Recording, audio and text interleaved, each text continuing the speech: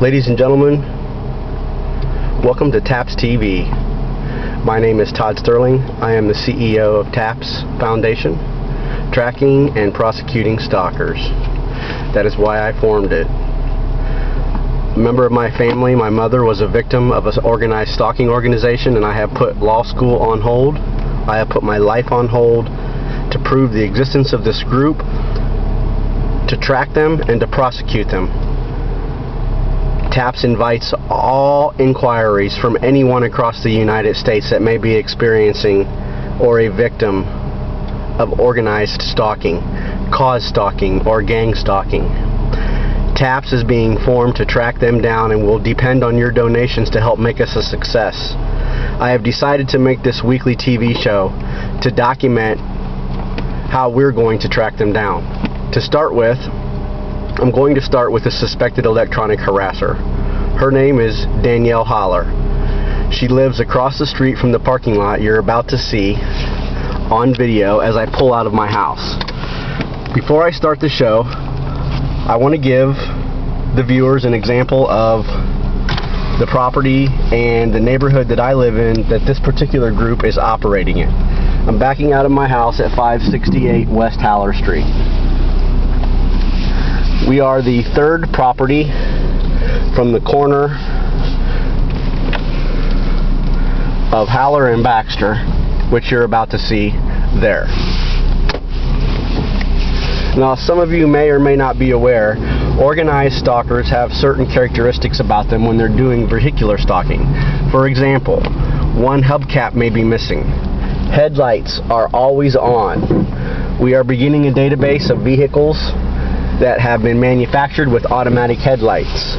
One trick that will set them out from the rest is the fact that they will have their parking lights on and not their headlights. No vehicle is manufactured with automatic parking lights.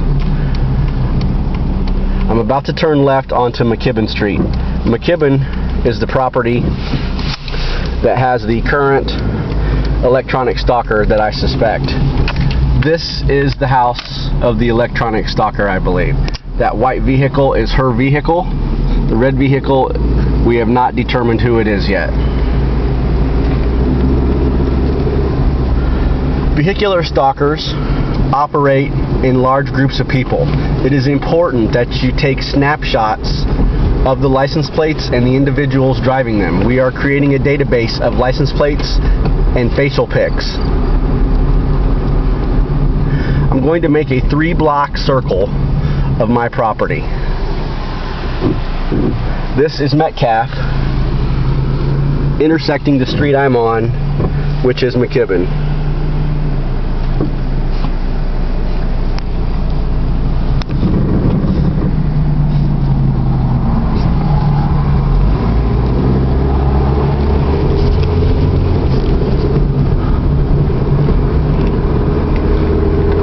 Stalkers have several qualities that people have noticed on the web.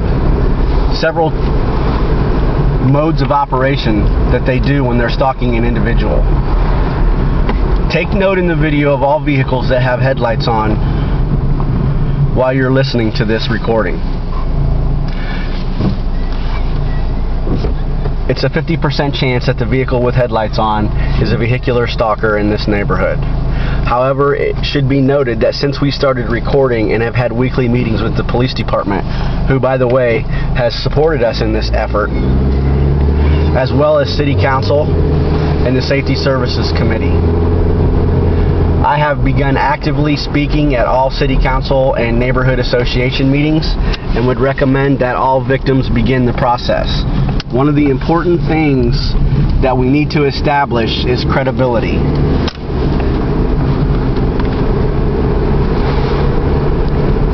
The goal of the stalking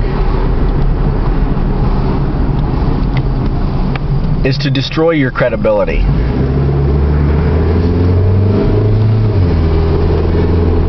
So that when you call the police and make reports, the items that you are noting, such as several vehicles circling the property, all of them with their headlights on, one of them or half of them only has the right front hubcap missing.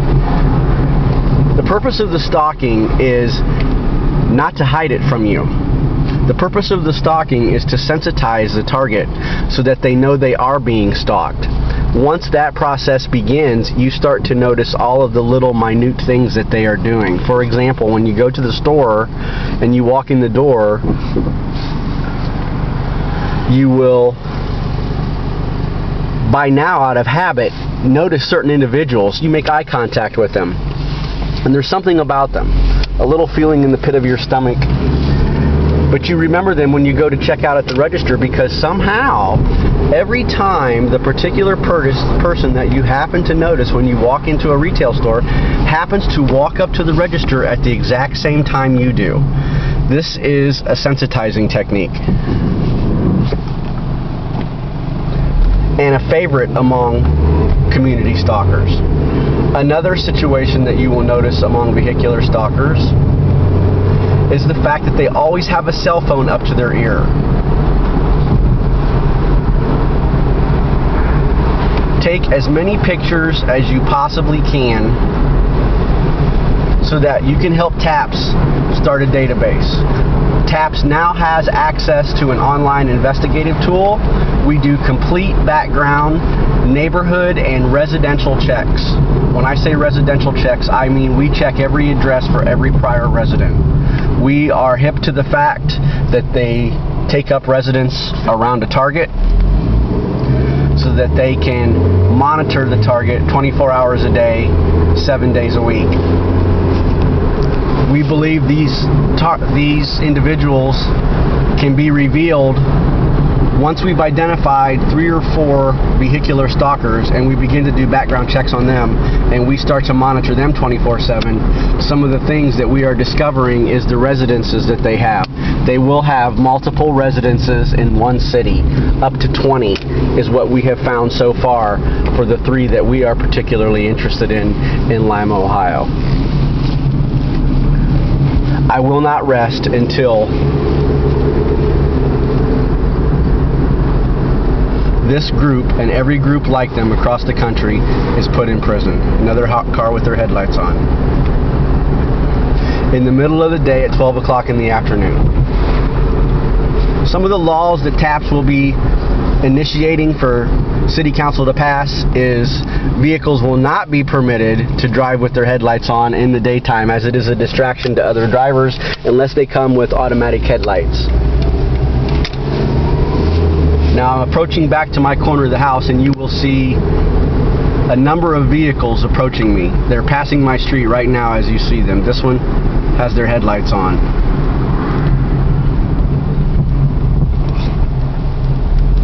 Another vehicle, headlights on.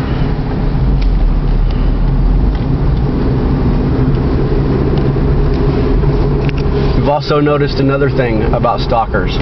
Here is several individuals that walk through our parking lot.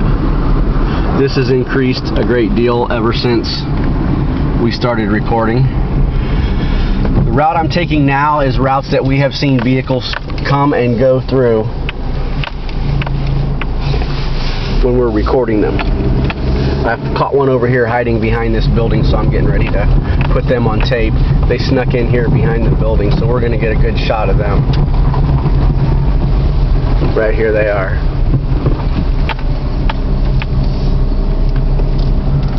My mom believes that this vehicle has been stalking us for a while. Noticed the license plate, so we're going to follow him and see where he's going.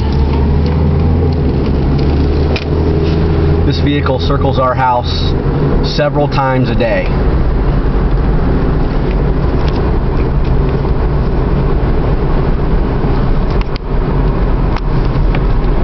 DOB 4942. Let me give you a little background on myself. I am a former United States Army military policeman.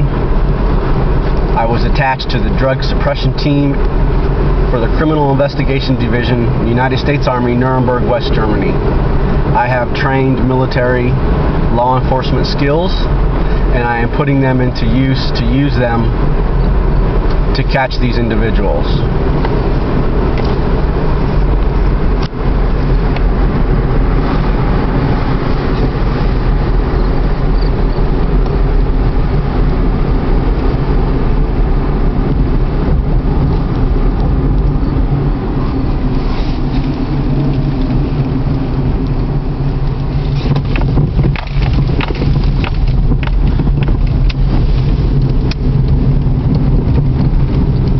love it when a plan comes together. Now, what we will do with each individual stalker is, as I explained briefly before, is we are creating an individual file on each person.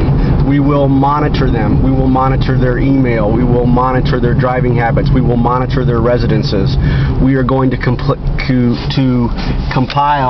a complete history of these individuals.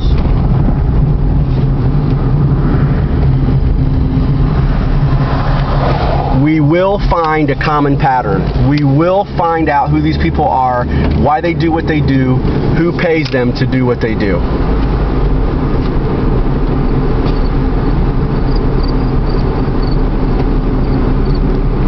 This individual is going into the adult video store. He's a little nervous that I'm following him.